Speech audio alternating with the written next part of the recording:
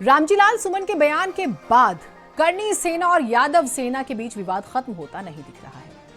आगरा से जिस तरीके से तस्वीरें सामने आई उसने तो यही इशारा कर दिया। रामजीलाल सुमन का एक बयान न सिर्फ उनके गले की फांस बन गया, बल्कि करनी सेना वाले तो अखिलेश यादव के पीछे पड़ गए हैं। वैसे अखिलेश तो अखिलेश हैं, उन्होंने तीसरी बार यह साफ कर दिया है कि आगरा हो या लखनऊ, उत्पात मचाने वाली करनी सेना नहीं बल्कि बीजेपी की सेना है और मेरे नेता, मेरे सांसद को छूना नहीं। स्पेशल रिपोर्ट देखिए आप। कोई हमारे रामजीलाल सुमन जी या किसी भी कार्यकर्ता का अपमान करेगा तो हम लोग भी समाजवादी लोग उसके साथ खड़े दिखाई देंगे, उसकी सम्मान की लड़ाई लड़ने का काम करेंगे। और ये सेना वेना सब नकली है, याद रखना। हिटलर ने भी बनाई थी एक ट्रूपर।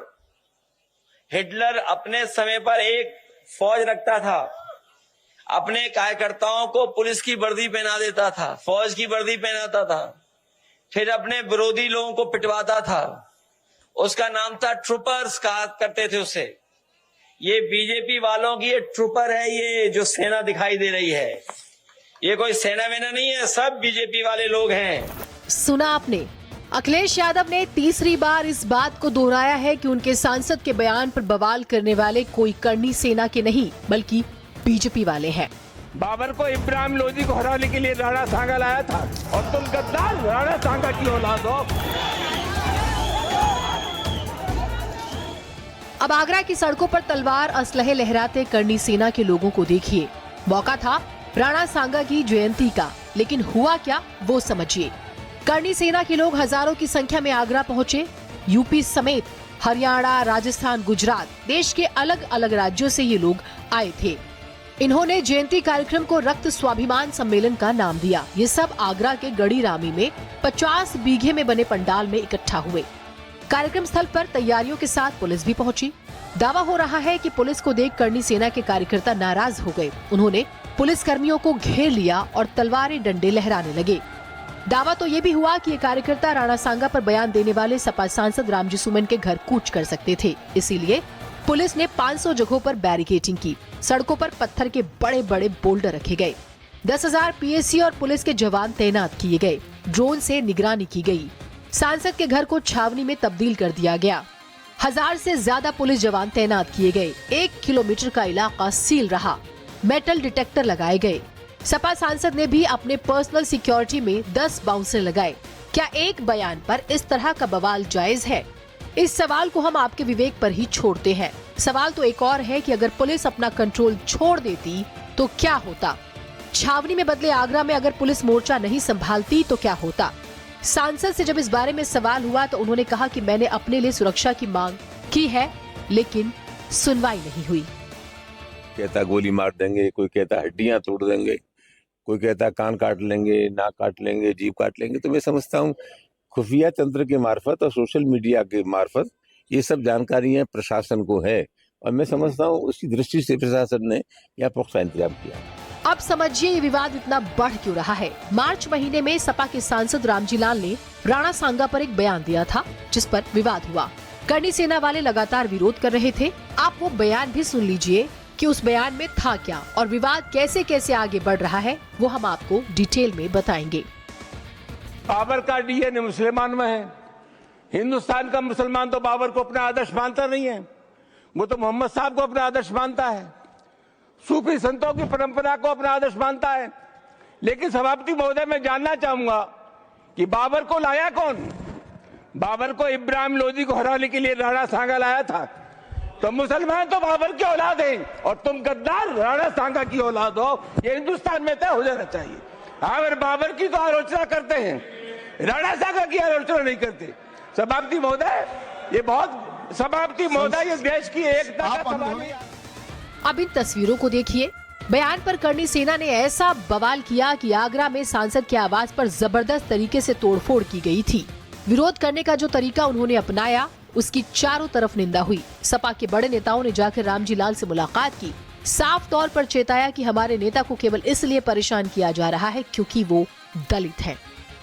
समाजवादी पार्टी ये बर्दाश्त नहीं करेगी। समाजवादी पार्टी को मजबूत कर करके सरकार उत्तर प्रदेश की सरकार तो पलटेंगे और फिर देखेंगे, फिर इनके खिलाफ कार्रवाई फिर तो होगी। दलित हैं और समाजवादी पार्टी के बड़े लीडर भी हैं, इसलिए जानबूझ करके ये घटना कराई। जो दलित सांसद जिस पे करनी सेना द्वारा हमला किया गया था, तो ये भारतीय जनता पार्टी की सरकार और प्रशासन की जिम्मेदारी बनती है कि जिस तरह से हमला हुआ, सबसे पहले तो हम उसकी निंदा करते हैं। और जिस तरह से शासन और प्रशासन और जो करनी सेना ने मिली भगत से जो ये घटना को अंजाम दिया है, तो हम चाहते हैं कि अगर सरकार की मंशा साफ है तो ये जो करनी सेना के जितने भी अपराधी तत्व हैं इनको जेल में। दूसरी तरफ सपा के बड़े नेता ने जब इन तस्वीरों को देखा तो कहा कि ये सरकार की लापरवाही का ही प्रमाण है। सांसद के लिए सुरक्षा मांगी गई लेकिन ध्यान नहीं दिया जा रहा। हमने मांग की थी, मैंने पुलिस कमिश्नर से भी कहा था और राष्ट्रीय अध्यक्ष जी ने भी कहा उनकी सुरक्षा के लिए। पुलिस कमिश्नर ने हमें भरोसा दिलाया था कि हम किसी को आने नहीं देंगे। एक अलीगढ़ में कह रहा था, उसके खिलाफ मुकदमा लिखवाया हमारे लोगों ने, उस पर कार्रवाई कुछ नहीं हुई। उसने कहा कि 25 लाख रुपए देंगे जो रामविलास सोन को मार दे, और ये भी उसने कहा साथ में अगर मुझे मिल गए तो मैं ही उड़ा दूंगा। ये भाषा थी। इन तस्वीरों पर भी देखिए। इस हालात पर जब करनी सेना के नेता से बात हुई तो उन्होंने जो कहा वो भी सुन लीजिए। हमारी जो मांगे हैं उनको अगर पूरी होती है तो ठीक है, नहीं तो यहाँ पर जितने भी आप लोग देख रहे हैं, ये सब ने हमने ठान लिया है कि 2027 में सपा और सपा को तो सपा कर ही देंगे। अगर हमारी मांग पूरी होती है, सारी मांगे, तो ठीक है, नहीं तो वही होगा जो उस दिन हुआ था, यहाँ से कूच करेंगे। अपने नेता पर अखिलेश यादव ने अलग अलग मंचों से कई बार कहा है कि अगर मेरे नेता को कुछ होता है तो उसके लिए सूबे के मुखिया योगी आदित्यनाथ ही जिम्मेदार होंगे। अगर रामजी या सुमन जी के साथ कोई घटना होती है या समाजवादी पार्टी के नेता के ऊपर किसी तरह की कोई घटना होती है तो उसके लिए जिम्मेदार कोई दूसरा नहीं, मुख्यमंत्री खुद जिम्मेदार होंगे। क्योंकि मुख्यमंत्री खुद उस संगठन पे हाथ रखे हुए हैं। जितने भी लोग उसमें दिखाई दे रहे हैं, हालांकि जाति की बात नहीं करनी चाहिए, जातियों की बातें समाजवादी लोग नहीं करते हैं, लेकिन कहीं न कहीं जाति कनेक्शन भी उन्हीं का उनसे दिखाई देता है। ये पहला मौका नहीं था। अखिलेश यादव ने पिछले दिनों कहा था कि एक सेना हिटलर ने भी बनाई थी और ये कोई करनी सेना वेना नहीं, ये बीजेपी वाले हैं। रामजी या सुमन जी ने जो कुछ कहा उसके बाद राज्यसभा के रिकॉर्ड से वो बात हटा दी गई। जिस समय कोई बात रिकॉर्ड से हटा दी जाती है उसी समय बात खत्म हो जाती है। लेकिन भारतीय जनता पार्टी का भरोसा तानाशाही पर है। हिटलर ने कभी ट्रूपर्स बनाए थे, अपने पॉलिटिकल वर्कर्स को पुलिस की वर्दी पहना करके वो जो चाहता था वो हिटलर करवाता था। ये जो सेनाएं दिखाई दे रही हैं, ये मुख्यमंत्री जी के इशारे पर सेनाएं हैं, और ये जो कुछ हो रहा है ये सब कुछ सरकार के इशारे पर हो रहा है, और संविधान ही हमारी ढाल है।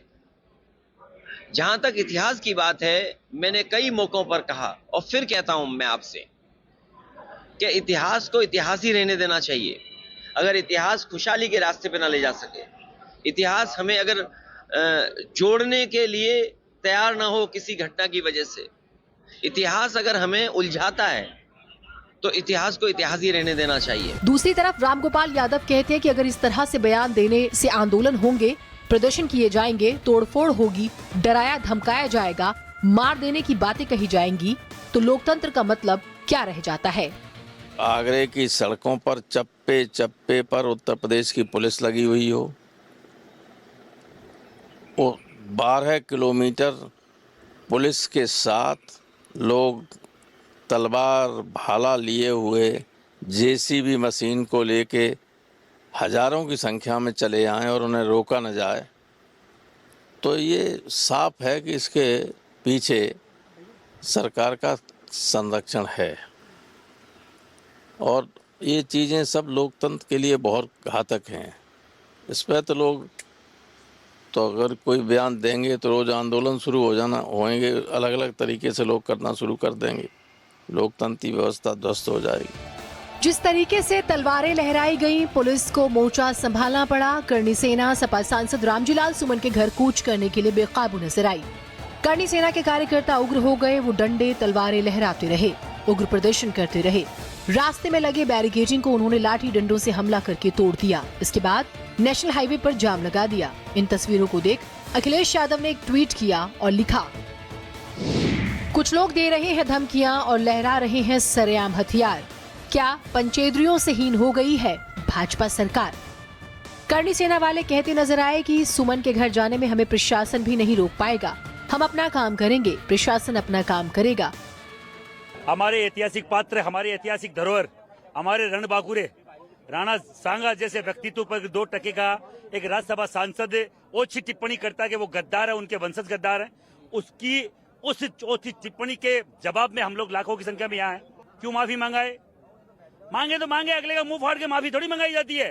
मांगे तो मांगे, नहीं मांगे पर उसको किसी माफी के लायक छोड़ेंगे नहीं। ये राजपूत का वादा है, ये क्षत्रिय का वादा, पूरा देश का क्षत्रिय है। और इनकी चोट, जो नेता की जो सबसे बड़ी चोट होती है, वो वोट की चोट होती है। और हम अगर यहाँ से आज कोई निर्णय नहीं आता तो 9 मई को, अप्रैल के बाद 9 मई को महाराणा प्रताप जयंती है, दिल्ली में मनाई जाएगी।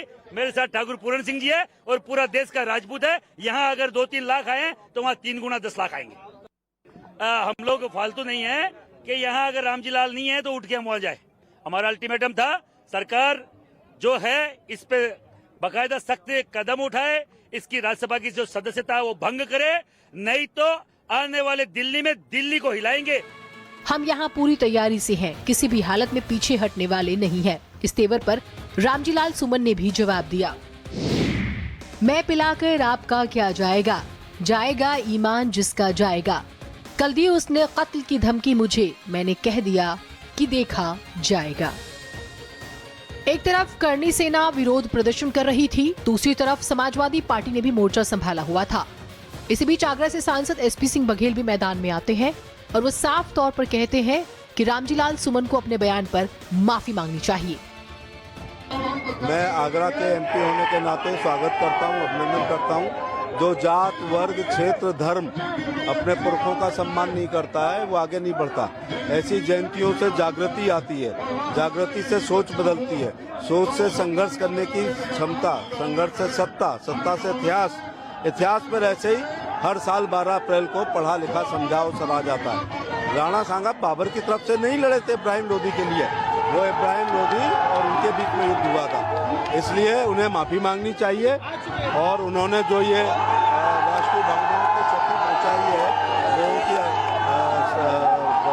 भावनाओं को, उन्हें माफी मांग लेनी चाहिए। करणी सेना वाले अपनी जिद पर अड़े हैं। अखिलेश यादव ने करणी सेना को साफ तौर पर बीजेपी की सेना करार दिया, लेकिन जो तस्वीरें सामने आ रही हैं वो कुछ सवाल लिए हैं। सवाल, नेता विवादित बयान क्यों देते हैं? बयान पर इतना बवाल क्यों? क्या जयंती के नाम पर तलवारें डंडे लहराना सही है? पुलिस न होती तो सांसद का क्या होता? विरोध का हिंसक तरीका कितना जायज? क्या लोकतंत्र के लिए ऐसी तस्वीरें सही हैं? क्या हिंसक विरोध करना सस्ती लोकप्रियता का तरीका है? कैसे शांत होगा ये विवाद? सांसद के बयान पर लखनऊ में भी विरोध हुआ था, प्रदर्शन किया गया था। अलीगढ़ में अखिलेश यादव का विरोध हुआ। सांसद के आवास पर पहले तोड़फोड़ हुई, अब पूरा आगरा छावनी में तब्दील है। करणी सेना कहती है कि हम झुकेंगे नहीं। अखिलेश साफ कर चुके हैं कि हम अपने नेता के सम्मान की लड़ाई में पीछे नहीं हटेंगे। देखते हैं ये बवाल कहां खत्म होता है, लेकिन इस तरह के बवाल लोकतंत्र के लिए ठीक है।